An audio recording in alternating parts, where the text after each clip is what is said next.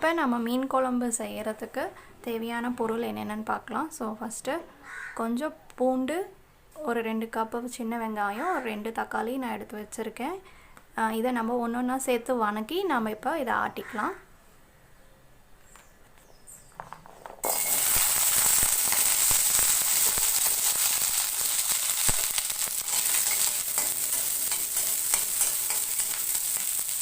இப்போ நான் பூண்டு சேர்த்துக்கிறேன்.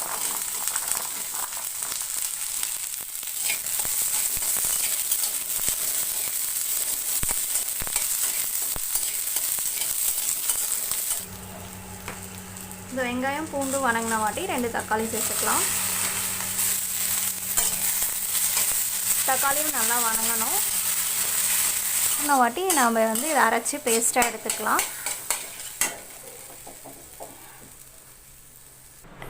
இப்போ நம்ம 2 கிலோ கட்லா மீன் வாங்கியிருக்கோம். அதில் நான் பாதி குழம்பு வைக்கிறதுக்கு எடுத்துக்கிறேன், பாதி நான் ஃப்ரை பண்ண போகிறேன். ஸோ இன்றைக்கி நம்ம மசாலா நான் கடையில் தான் வாங்கியிருக்கேன். ஸோ கடையில் வாங்கின மசாலாவில் கொஞ்சம் கார்ன்ஃப்ளவர் மாவு போட்டு கலந்து அதை நம்ம இப்போ இதே மாதிரியே பிரட்டிக்கலாம். ஸோ வாங்கிட்டு மீன் கழுவுன உடனே இதை மாதிரி பிரட்டி வச்சுருங்க. நல்லா அது ஊறின வாட்டி பார்த்திங்கன்னா நீங்கள் ஃப்ரை பண்ணும்போது நம்மளுக்கு ரொம்ப கிறிஸ்பியாக நல்லாயிருக்கும். ஸோ சின்ன பசங்கங்கிறதுனால நான் அந்த மசாலாவில் கொஞ்சம் நான் கார்ன்ஃப்ளவர் மாவு சேர்த்துருக்கேன். அப்போ தான் அந்த கிறிஸ்பினஸும் வரும், உங்களுக்கு காரமும் கம்மியாக இருக்கும்.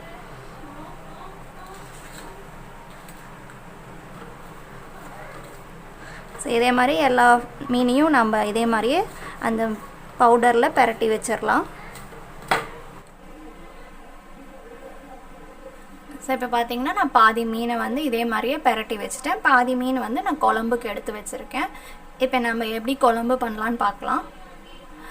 அந்த மசாலாவையும் நான் எப்பயும் வேஸ்ட் பண்ண மாட்டேன். அதையும் நம்ம குழம்புல ஆட் பண்ணோம்னா இன்னும் டேஸ்ட்டாக இருக்கும் உங்களுக்கு. இப்போது மீன் குழம்பு செய்கிறதுக்கு தேவையான பொருள் என்னென்னு பார்க்கலாம். நான் மீன் நம்ம அதை க்ளீன் பண்ணி எடுத்து வச்சுருந்தோம் இல்லையா, அந்த மீன் எடுத்து வச்சுருக்கேன், கட்லா மீன். அப்புறம் மசாலா பார்த்திங்கன்னா மஞ்சத்தூள் 1/2 ஸ்பூன், மிளகாத்தூள் 1 ஸ்பூன், மல்லித்தூள் 2 ஸ்பூன் எடுத்திருக்கேன். அப்புறம் நம்ம செஞ்ச அந்த பேஸ்ட்டு, வணக்கின பேஸ்ட்டு, புளி தண்ணி நான் ஒரு எலுமிச்சப்பழ அளவு புளி கரைச்சி கெட்டியாக கரைச்சி எடுத்து வச்சுருக்கேன். தாளிக்கிறதுக்கு பார்த்திங்கன்னா கொஞ்சம் வெந்தயம், 2 பச்சை மிளகா, கருவேப்பிலை, கடுகு. நம்ம இப்போ தாளிச்சிடலாம் குழம்ப. ஒரு குளிக்கரண்டி அளவுக்கு நான் நல்லெண்ணெய் சேர்த்துருக்கேன். கொஞ்சம் நல்லெண்ணெய் சேர்த்துக்கோங்க, அப்போ தான் இந்த மீன் குழம்பு நல்லா டேஸ்ட்டாக இருக்கும். ஸோ நான் சட்டியில் ஒரு குளிக்கரண்டி அளவு எண்ணெய் ஊற்றிருக்கேன். அது நல்லா இப்போ காஞ்சிருச்சு. இப்போது ஒரு சின்ன ஸ்பூனில் 1 ஸ்பூன் அளவு கொஞ்சமாக கடுகு, வெந்தயம், பச்சை மிளகா, கருவேப்பிலை சேர்த்து அதையும் சேர்த்துடலாம்.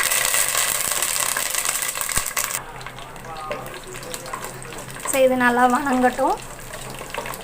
உங்களுக்கு அந்த வெந்தயம் கலர் சேஞ்ச் ஆகணும்.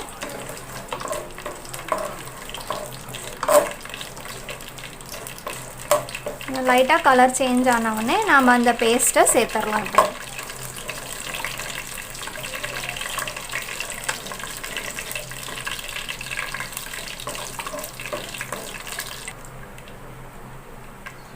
இப்போ வெந்தயம் பொரிஞ்சு நல்லா கலர் சேஞ்ச் ஆன உடனே நாம் இப்போ அந்த பேஸ்ட்டை சேர்த்துக்கலாம்.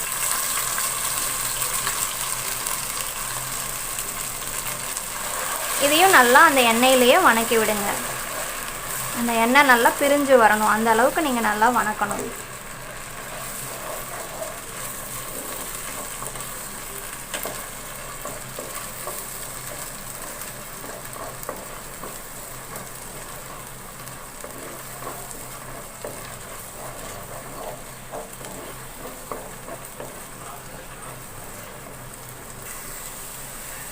இப்போ பார்த்திங்கன்னா நம்மளோட எண்ணெய் நல்லா பிரிஞ்சு வந்துருச்சு, இந்த மசாலாலாம் நல்லா வணங்கிடுச்சு. இப்போ நம்ம எடுத்து வச்ச மஞ்சத்தூள், மிளகாத்தூள், மல்லித்தூள் இதில் நம்ம சேர்த்துக்கலாம். சரி, இதையும் நல்லா வணக்கி விடுங்க. வணங்குற வாட்டி நம்ம கரைச்சி வச்ச புளியை நம்ம இதில் சேர்த்துக்கலாம்.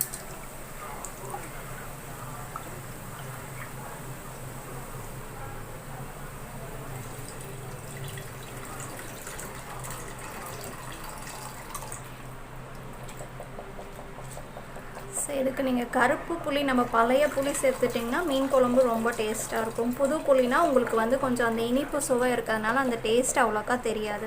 இதே நீங்கள் பழைய புளி சேர்த்து நீங்கள் மீன் குழம்பு வச்சிங்கன்னா ரொம்ப டேஸ்ட்டாக இருக்கும். இப்போ இந்த குழம்புக்கு தேவையான அளவு கல்லுப்பை நான் சேர்த்துக்கிறேன். இப்போ நான் இதை ஃபுல்லில் வச்சுருக்கேன். நல்லா கொதிக்கட்டும்.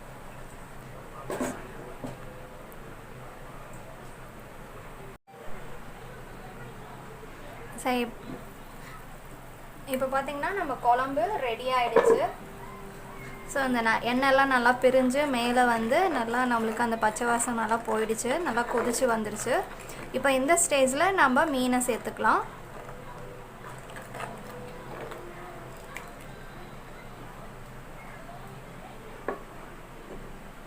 அதுக்கு முன்னாடி நான் எடுத்து வச்ச அந்த மீதி இருந்த அந்த மசாலாவையும் நான் இதுலேயே ஆட் பண்ணிக்கிறேன். ஸோ இதுவும் சேர்த்துனிங்கன்னா உங்களோட மீன் குழம்பு ரொம்ப டேஸ்ட்டாக இருக்கும். நான் எப்பயும் இந்த வேஸ்ட் பண்ணாமல் அந்த பவுடரை இந்த குழம்புல சேர்த்துருவேன் நான்.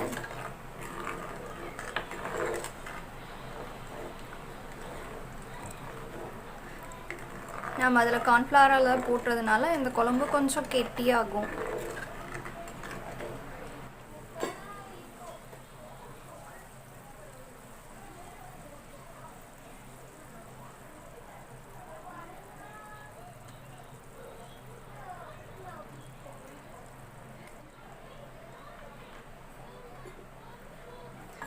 மீன் போட்டோடனே ஒரு தடவை நல்லா கலந்து விடுங்க. ஏன்னா அதுக்கப்புறம் நம்ம கரண்டி போடக்கூடாது. அதனால் போட்டோடனே ஒரு தடவை கலந்து விட்டுக்கோங்க. விட்டுட்டு நீங்கள் சிம்மில் வச்சு ஒரு 5 நிமிஷம் நீங்கள் விட்டால் போதும். நம்ம சட்டியில் செய்கிறதுனால ஒரு 5 நிமிஷம் வச்சுட்டு அதுக்கப்புறம் ஆஃப் பண்ணிட்டீங்கன்னா உங்களுக்கு அந்த சூட்லேயே உங்கள் மீன் வெந்துடும். ஸோ நம்ம 10 நிமிஷம் கழித்து எப்படி இருக்குன்னு பார்க்கலாம். ஸோ இது ஒரு 5 நிமிஷம் நம்ம வந்து இந்த சூட்டில் வந்து வேகட்டும். இப்போ பார்த்திங்கன்னா 5 நிமிஷம் ஆயிடுச்சு. நம்மளோட மீன் குழம்பு ரெடி ஆகிடுச்சு. நம்ம கடைசியாக கொத்தமல்லி இலை போட்டு நம்ம இறக்கிடலாம். ஸோ இப்போ நம்மளோட சுவையான மீன் குழம்பு ரெடி. நீங்களும் இதே மாதிரியே வீட்டில் ட்ரை பண்ணி பாருங்கள் ஃப்ரெண்ட்ஸ். இப்போ நம்ம ஃபிஷ் ஃப்ரை பண்ணிடலாம். ஸோ அதுக்கு நான் கடலெண்ணெய் சேர்த்துக்கிறேன். கொஞ்சமாக சேர்த்துக்கோங்க. ஏன்னா நம்ம வந்து ஃபிஷ் நம்ம ஃப்ரை பண்ணோம்னா அந்த எண்ணெயை வேறு எதுக்கு யூஸ் பண்ண முடியாது. அதனால் இந்த மாதிரி கொஞ்சமாக சேர்த்து 2 நீங்கள் ஃப்ரை பண்ணிங்கன்னா உங்களுக்கு எண்ணெய் வேஸ்ட் ஆகாது. ஸோ இந்த எண்ணெய் வந்து நல்லா காயட்டும். இப்போ நம்மளோட எண்ணெய் காஞ்சிருச்சு. நம்ம மீனை ஒன்று ஒன்றா சேர்த்துக்கலாம்.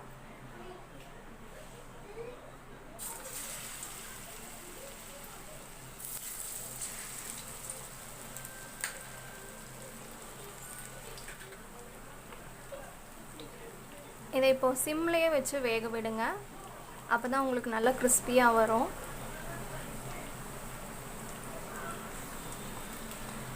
ஸோ இந்த மாதிரி க்ளோஸ் பண்ணிட்டிங்கன்னா உங்களுக்கு சீக்கிரமாக வெந்துடும். இப்போ நம்மளோட ஒரு பக்கம் வெந்துருச்சான்னு பார்க்கலாம். ஸோ ஒரு பக்கம் வெந்துருச்சு. இப்போ நீங்கள் அதை திருப்பி விட்டுக்கலாம்.